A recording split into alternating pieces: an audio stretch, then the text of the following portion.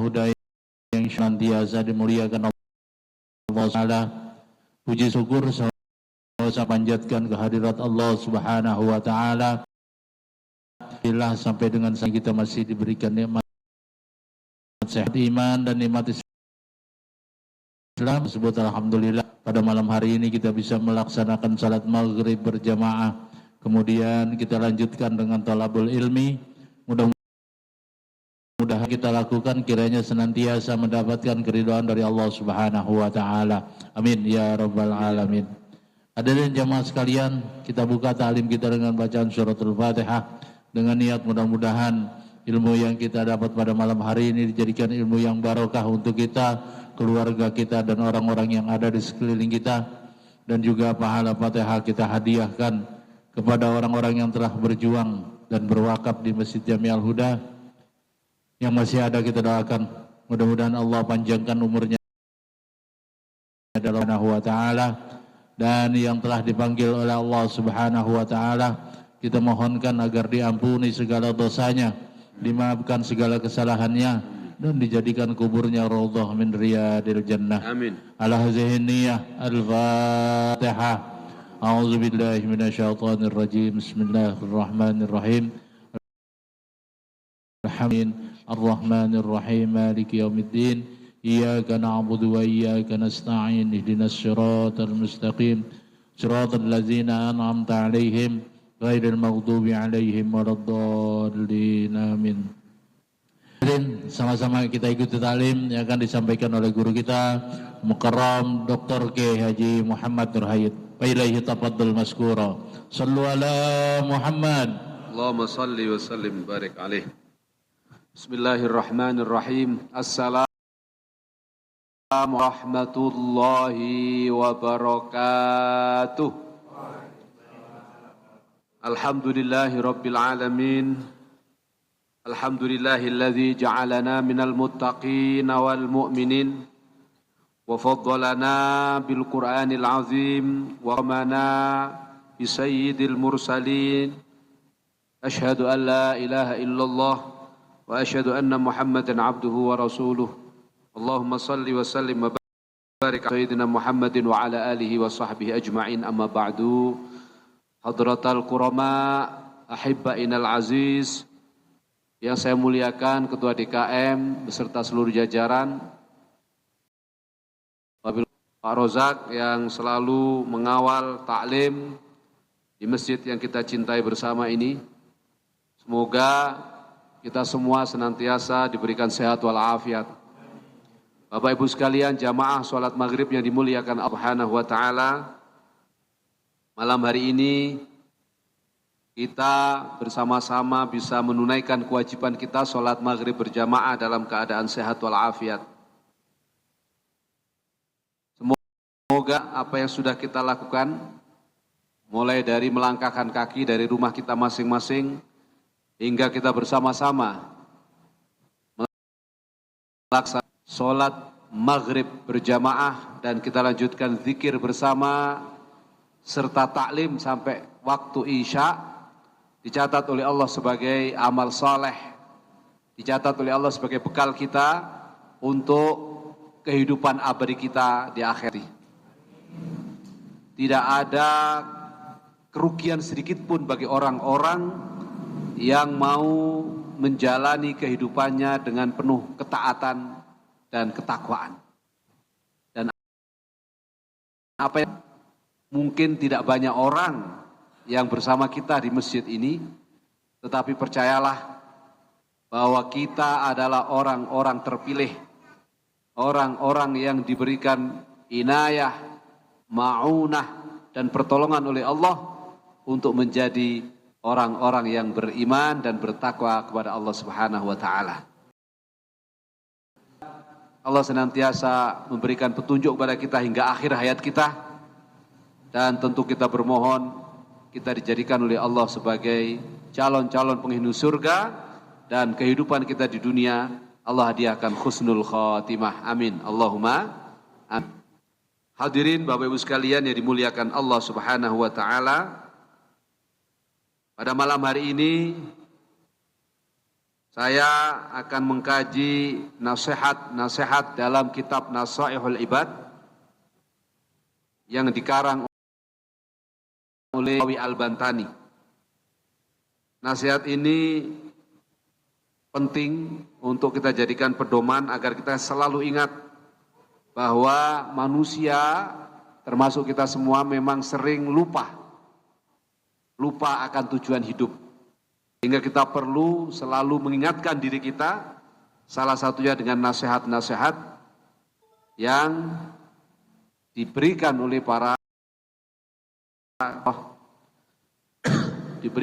para aulia illah. Salah satunya nasihat yang diberikan oleh Syekh Al-Imamul Allamah Syul Murabbi fi Indonesia, Imam Nawawi Al-Bantani. Pada maqalah At-Tasi'ata Asyara, maqalah yang ke-19,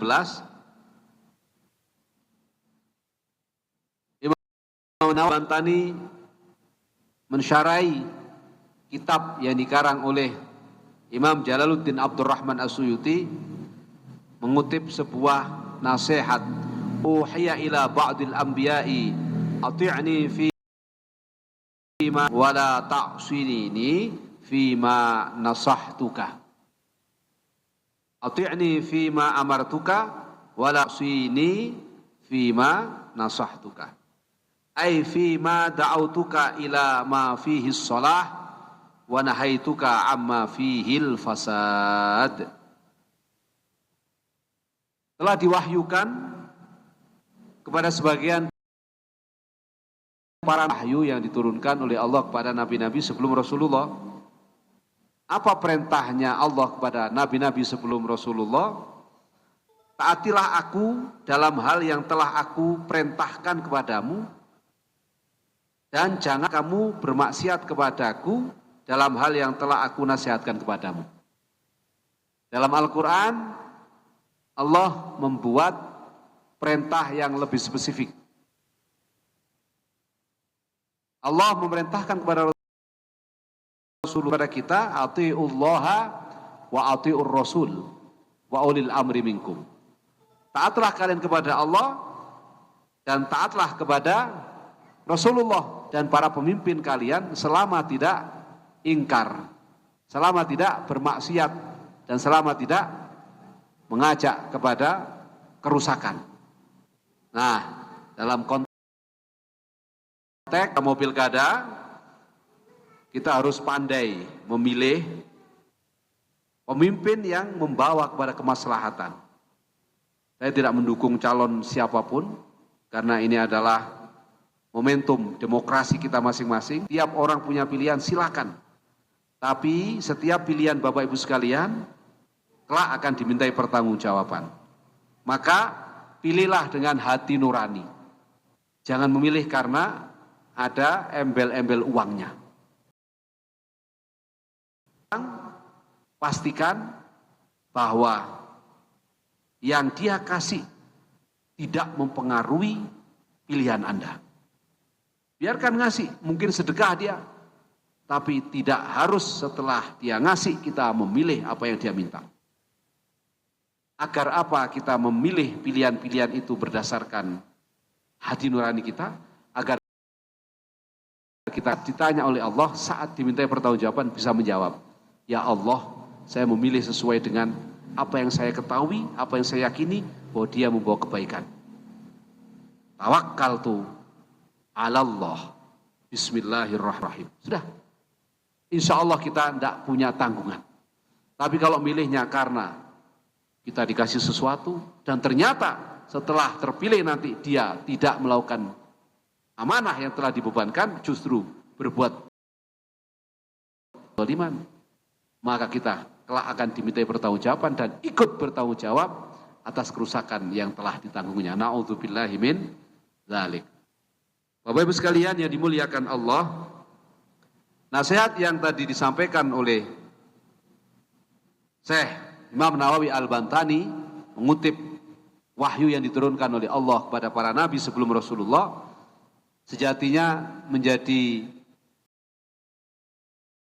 kita semua agar kita selalu berada di jalan Allah, agar kita selalu berada di jalan Rasulullah Sallallahu Alaihi Wasallam. Apa jalan Allah itu? Al-Quran. Apa jalan Rasulullah itu? Sunnah. Jadi kita harus selalu berada dalam panduan-panduan yang ditetapkan oleh Allah dalam Al-Quran dan teladan-teladan yang telah ditetapkan oleh Rasulullah dalam hadis maupun sunnah-sunnahnya. Insya Allah kalau itu yang kita lakukan, kita akan senantiasa berada bimbingan, rahmat dan pertolongan Allah Subhanahu wa ta'ala. Amin. Allahumma amin. Berikutnya saya akan bacakan nasihat kedua dari kitab Nasaihul Ibad, yaitu makalah yang berikutnya, makalah tentang pentingnya kita semuanya akal, agar kita tidak terjerumus ke dalam hawa nafsu. Qila ikmalul aqli ittiba'u ridwanillahi ta'ala wajtinabu sukhtihi. Boleh dibaca sukhatihi. Ai fa khilafu zalika junun. Saya ulangi, ikmalul aqli ittiba'u ridwanillahi ta'ala wajtinabu sukhtihi. Ai fa khilafu zalika junun. Jadi Bapak Ibu sekalian, ciri-ciri akal kita ini sempurna, akal kita ini kita gunakan sesuai dengan desain penciptaannya, itu kalau kita selalu berusaha mengikuti perintah-perintah Allah dan menjauhi larangan-larangannya, serta selalu berusaha untuk menggapai ridho Allah. Maka orang yang demikian dan sehat, orang yang waras. Sebaliknya, orang yang memperturutkan hawa nafsunya sehingga dia kerap berbuat maksiat kepada Allah, dia tidak mampu mencegah hawa nafsunya sehingga dia mudah berbuat kemaksiatan dan keingkaran, maka orang yang demikian walaupun kelihatannya waras, kelihatan lahir dan batinnya, di hadapan Allah orang yang demikian ini dianggap orang yang gila. Wal khilafu zalika junun. Jadi khilafu zalika itu berbeda dengan orang yang selalu menggapai ridho Allah, menjalankan perintah Allah dan menjauhi larangannya, dianggap orang gila. Jadi kita tidak usah minder kalau kita ketemu orang yang ganteng, kaya, tetapi dia tidak beriman kepada Allah, tidak bertakwa kepada Allah. Maka orang yang demikian dianggap sebagai orang yang tidak sempurna akalnya. Orang yang tidak sempurna akalnya berarti orang yang tidak waras secara spiritual, keimanan. Dan kita yang mungkin menurut pikiran kita, hidup kita ini ala kadarnya. Ya makan, nggak ada yang ditabung di rumah. Tapi kalau kita waktunya sholat berkumandang, kita langsung berangkat ke masjid lalu berjamaah. Ada waktu luang yang Allah berikan kepada kita, lalu kita gunakan untuk zikir, baca istighfar, baca tasbih, tahmid, takbir, baca sholawat, termasuk taklim. Maka insya Allah sesungguhnya kitalah orang-orang yang waras itu.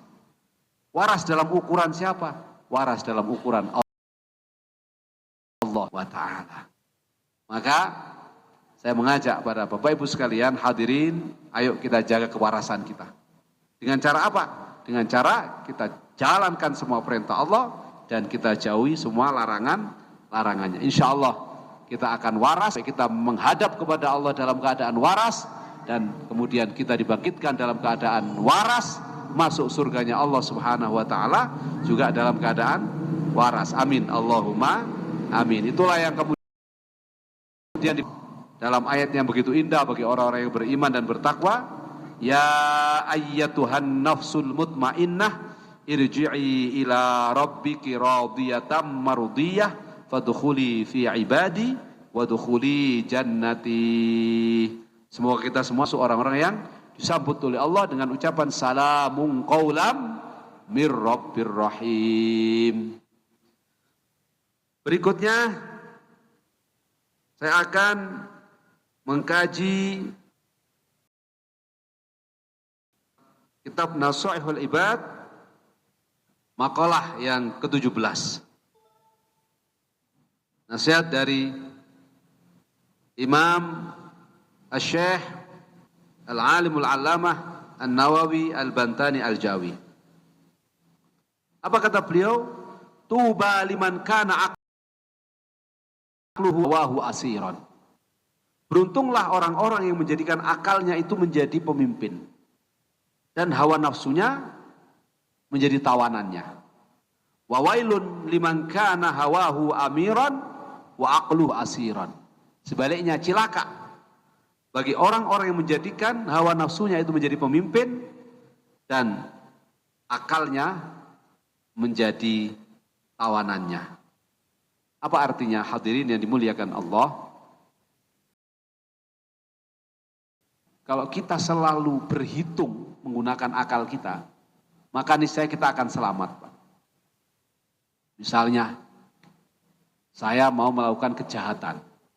Saya berpikir kalau saya melakukan kejahatan, lalu kemudian ketahuan, ditangkap polisi, masuk penjara, na'udzubillahi min dzalik. Oh, enggak jadi deh. Saya tinggalin. Demikian halnya, kalau saya mau melakukan kebaikan, ini baik. Kalau saya melakukan kebaikan, saya bisa membantu orang-orang ini tidak menjadi kelaparan. Orang-orang ini menjadi selamat. Tidak terjadi kerusakan. Oke, saya keluarkan dana saya sendiri termasuk. Yang penting ada kemaslahatan yang tersebar di masyarakat. Dijalanin. Alhamdulillah dapat pahala, dapat kebaikan dan pengakuan dari masyarakat. Nah inilah di amiran, menjadi pemimpin. Sebaliknya kalau orang menggunakan hawa nafsunya sebagai pemimpin, akalnya ditaruh di dengkul, ditaruh di kantong, Bapak Ibu sekalian, rusak kehidupannya. Contoh, kita jalan, ketemu orang cantik, nafsu, tidak pakai pikir panjang, otaknya tidak dipakai dengan ditowel itunya. Namanya nafsu. Kira-kira dipukulin orang apa enggak? Dilempar batu apa enggak? Baru setelah dilempar batu, ditempeleng orang, dipukulin orang, sadar. Allahu Akbar. Masih sadarnya pakai zikir, Pak. Ternyata saya berbuat salah. Otaknya baru dipakai. Iya, saya salah tadi. Kenapa saya towel itunya? Karena akalnya enggak dipakai. Bayangin kalau akalnya dipakai. Pasti dia enggak akan melakukan itu. Karena itu perkara yang haram, perkara yang dilarang. Nah, kalau kita sudah mampu menggunakan akal kita dengan baik dan kita kekang hawa nafsu kita, insya Allah hidup kita akan selamat.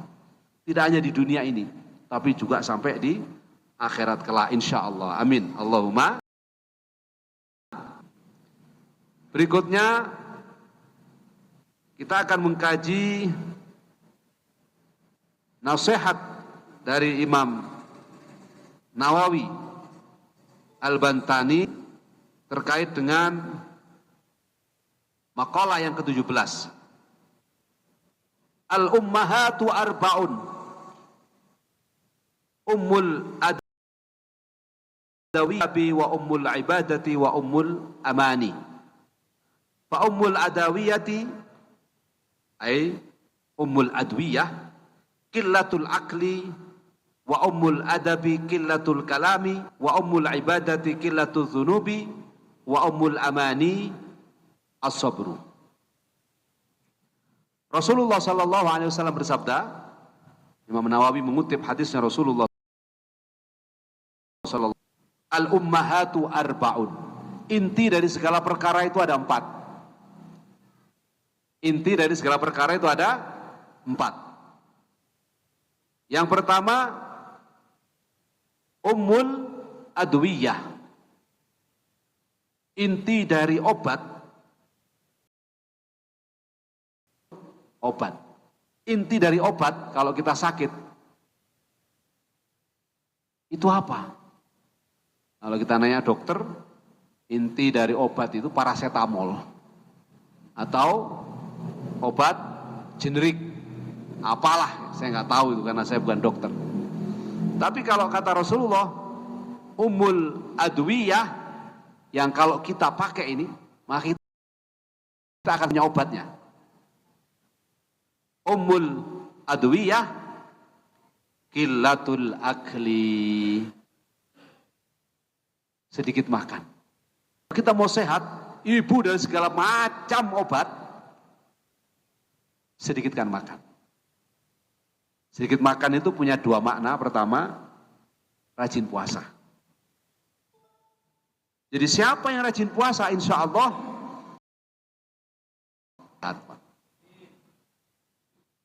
atau makna lain dari Ummul Adwiyati qillatul akli, itu kita memakan sesuatu yang sehat dan bergizi saja. Tidak semuanya diemplok, tidak semuanya dibadok, kata orang Jawa. Ada jeroan masuk, gorengan masuk, gaji-gaji, lemak-lemak masuk.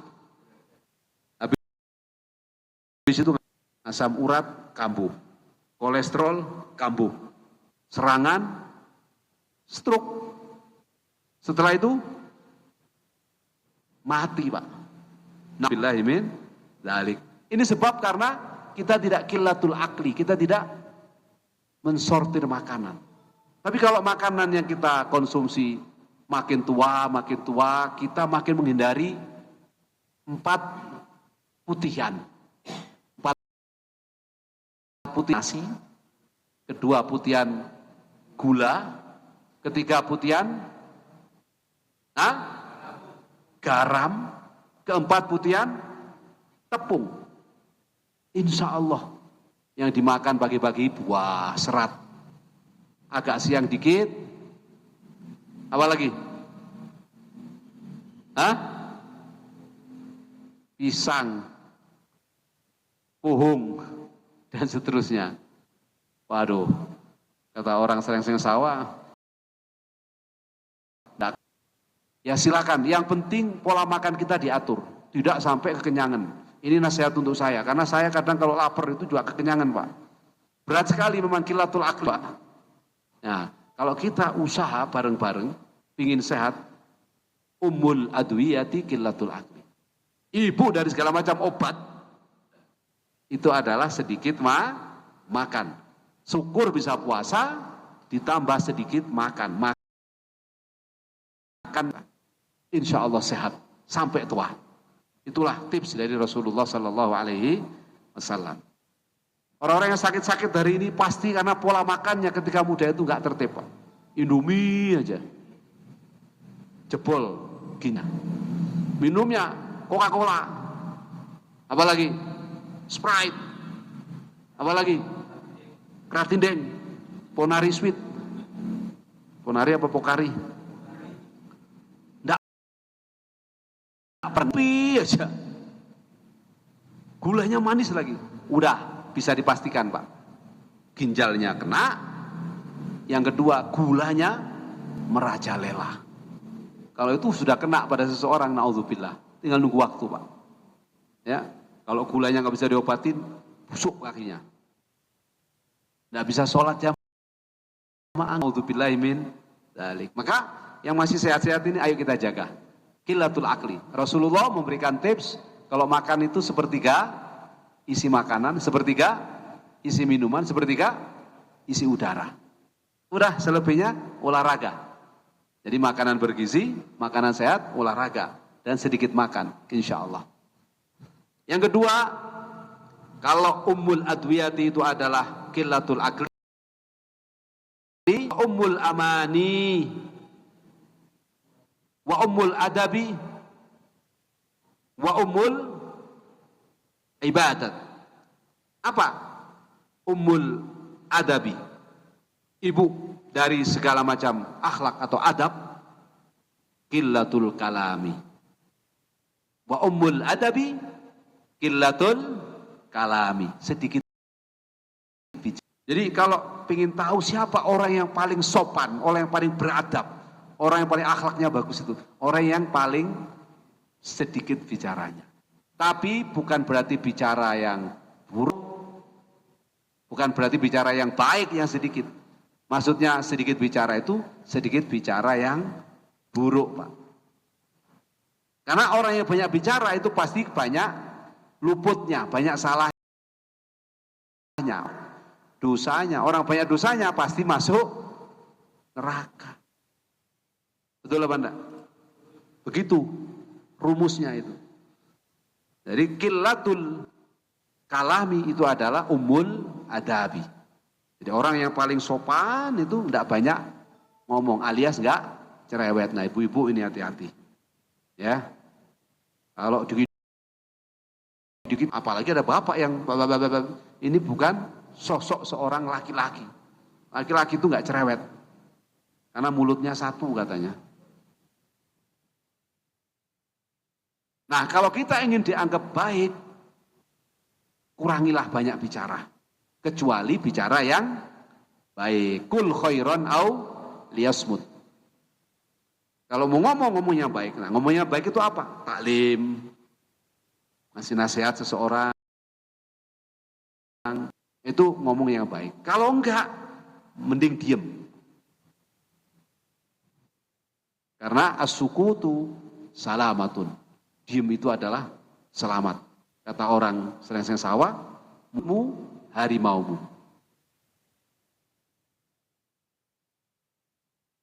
Diam itu emas. Itu benar, Pak. Kalau nggak hati-hati, Masya Allah. Hanya saja kalau nggak bisa menjaga mulut, bisa bacok-bacokan, Pak, akhirnya, Pak. Ini luar biasa. Hifdzul lisan harus menjadi prioritas kita.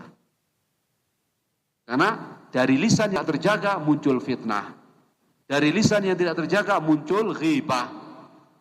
Dari lisan yang tidak terjaga muncul namimah atau adu domba. Tapi kalau lisannya dijaga, digunakan untuk berzikir kepada Allah, baca Quran, baca tasbih, baca sholawat, taklim, baca hadis, insya Allah khair. Jelas atau jelas? Nah, itu qillatul kalam, itu ummul adab. Wa ummul ibadati qillatuz dzunub.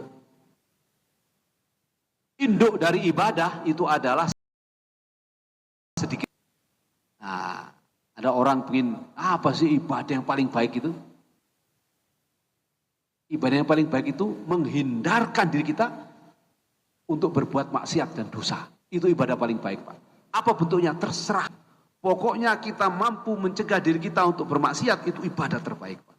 Jadi bukan sholat, bukan zakat, bukan puasa, bukan haji. Tapi mencegah diri kita untuk tidak maksiat. Ibadat. Wa ummul amani, dan induk dari segala harapan.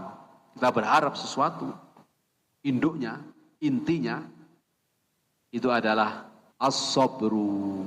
Kalau kita punya keinginan, punya harapan, sabar. Insya Allah sampai.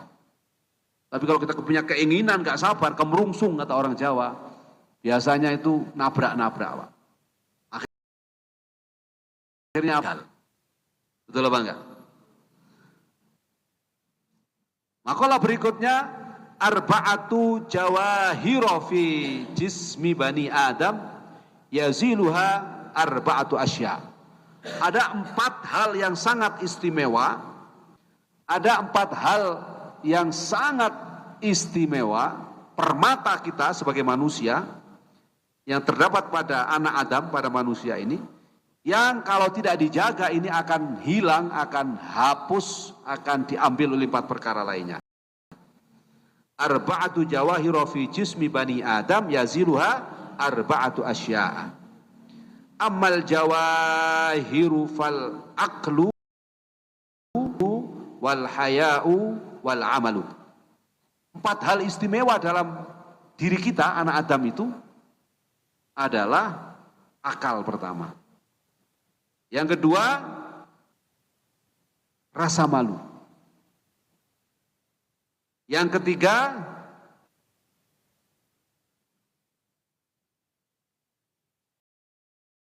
agama.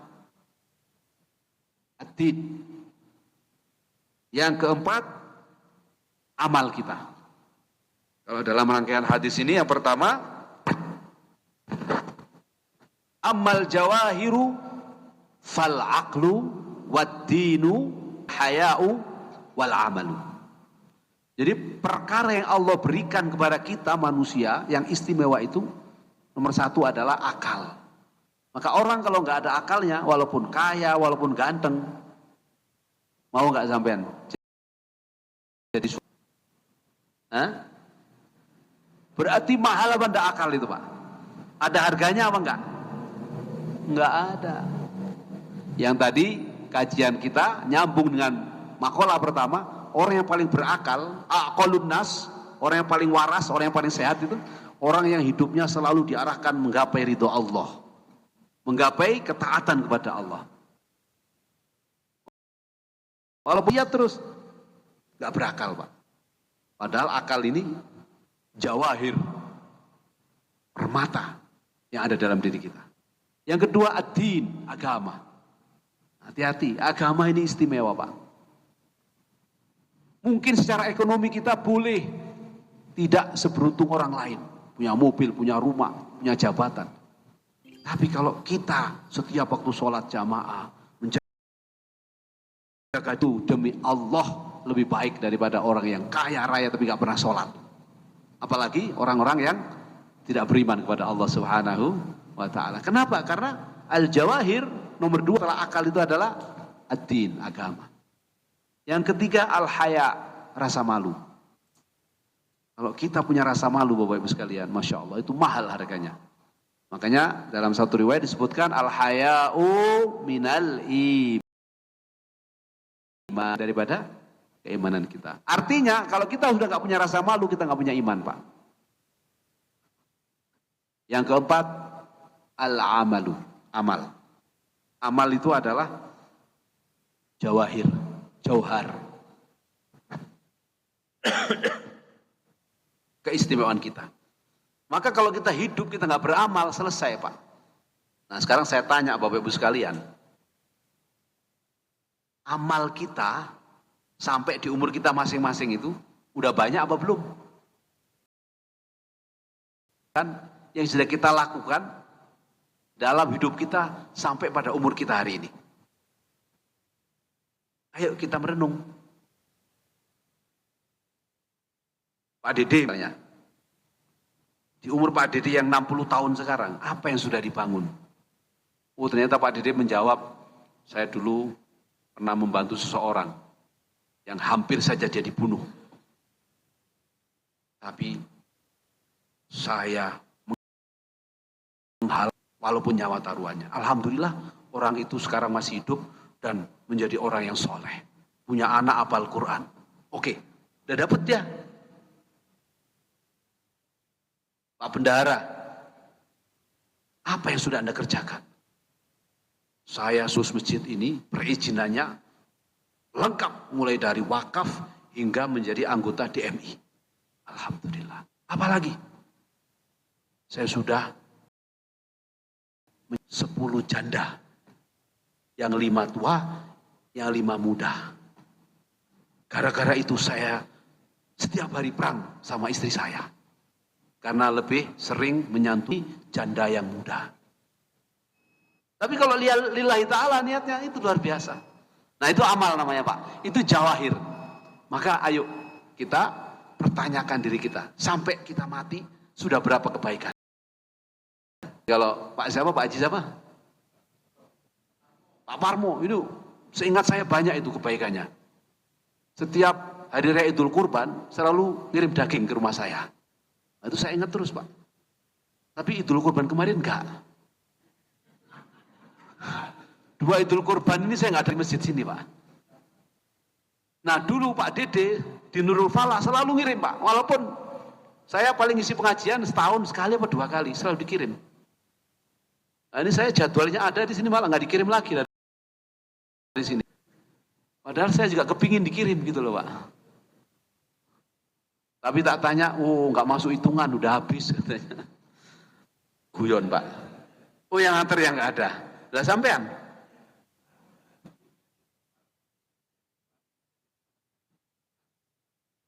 Ah masa? Nggak apa-apa itu guyon Pak. Artinya masing-masing kita merenung di usia tua ini. Amal itu jawahir. Contoh ini tahadus bin nikmah. Saya dengan keterbatasan saya miliki. Setiap ada duit sedikit saya bangun pesantren Pak. Apa yang saya bangun? Pondasi masjid, pondasi kamar mandi, keramik, pegangan tangga. Alhamdulillah di umur saya yang 45 Allah takdirkan saya bangun 3 pesantren. Nah itulah maksudnya apalagi saya ngajarin anak ini itu sampai ada yang hafal Quran, sampai ada yang ngarang kitab misalnya. Saya sempatkan waktu ke sini untuk ngajarin Bapak Ibu sekalian. Biar apa? Biar yang awalnya sholatnya nggak khusyuk menjadi khusyuk. Biar yang awalnya punya pikiran kepada Tuhan itu buruk saja pikirannya, suudon menjadi husnudon. Contohnya apa? Kita udah sholat kok pikirannya neraka saja. Nggak pantas saya masuk surga. Masa begitu? Ngaji sama saya? Oh enggak. Mulai sekarang kita harus husnudon pada Allah. Insya Allah surga. Soal kapan masuknya urusan Tuhan. Yang penting kita yakin Allah itu Rahman, Rahim. Bapak yakin, tambah semangat ibadahnya.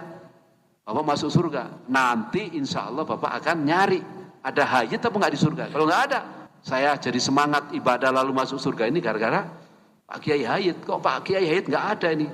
Oh ternyata tukang ngomong doang ini. Amalnya sedikit misalnya. Na'udzubillah. Nah itulah amal. Maka 4 hal ini harus kita jaga Pak. Biar apa? Biar kita selamat. Yang mana 4 hal ini kalau nggak kita jaga akan buat kita cilaka. Sebab 4 hal ini akan dihilangkan oleh 4 berikutnya. Apa itu? Wassalihu fal ghadabu yazilul aqla. Jadi amal soleh itu amal yang baik ya. 4 hal yang 1 akal. Kedua agama, ketiga malu, keempat amal soleh, itu akan di fal ghadabu yazilul aqlah. Orang yang suka marah itu menghilangkan akalnya Pak. Jangan dihilangkan akal kita dengan suka marah, yang sabar. Yang kedua, wal hasadu yaziluddin. Iri dengki akan menghilangkan agama seseorang. Boleh dia kiai, boleh dia ulama, tapi kalau otaknya, hatinya penuh, tidak ada nilainya agamanya. Boleh dia hafal Quran, hafal hadis, tukang ceramah, tapi kalau punya iri dengki, hilang agamanya Pak. Na'udzubillahi min dzalik. Makanya jangan jadi orang iri Pak. Ya, bikin sakit hati. Wattama'u yazilul haya. Toma itu apa? Arab berharap, serakah, itu toma Pak. Orang yang serakah itu akan menghilangkan rasa malu. Sudah ada makanan di depan bis 2 lagi, masih mau ngambil di tempat lain Pak. Punya malu nggak orang kayak gini? Duitnya udah banyak Pak, masih mau ngambil haknya orang lain, alias korupsi. Na'udzubillahi min dzalik. Masya Allah, menakutkan. Itu karena apa? Toma, serakah, menghilangkan rasa malu. Yang terakhir, wal ghibah malus saleh. Wal ghibatu tazilul amalus saleh. Ghibah, ngerasani Pak, itu akan menghilangkan amal-amal kebaikan kita. Boleh kita amalnya baik, tapi kalau tiap saat ghibah, ngerasanin orang, pahala kita ditransfer pada yang kita rasani. Maka hindari empat hal ini, agar empat hal yang istimewa dalam diri kita atau yang disebut dengan jauhar ini tidak hilang. Jadi akal kita jangan dihilangkan, jangan dirusak. Oke? Agama kita jangan dihilangkan, jangan dirusak karena kita punya iri, dengki atau hasud. Oke? Yang ketiga, rasa malu kita jangan dihilangkan, jangan dirusak dengan serakah dan tomak.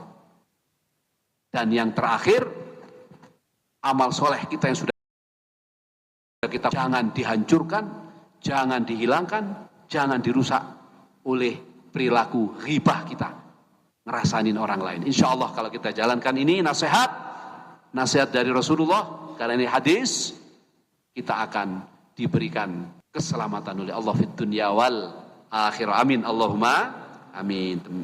Demikian yang bisa saya sampaikan. Terima kasih atas segala perhatian. Mohon maaf atas segala kekurangan. Kita baca suratul Fatihah sebagai doa terbaik. Semoga kita semua diberi sehat walafiat, panjang umur yang berkah, keluarga yang sakinah mawaddah warahmah, saleh salehah, istri yang salehah, suami yang saleh, dan kita dijauhkan dari mara bahaya, dari musibah, dari fitnah, dari bencana, dari kejahatan siapapun yang ingin berbuat jahat kepada kita.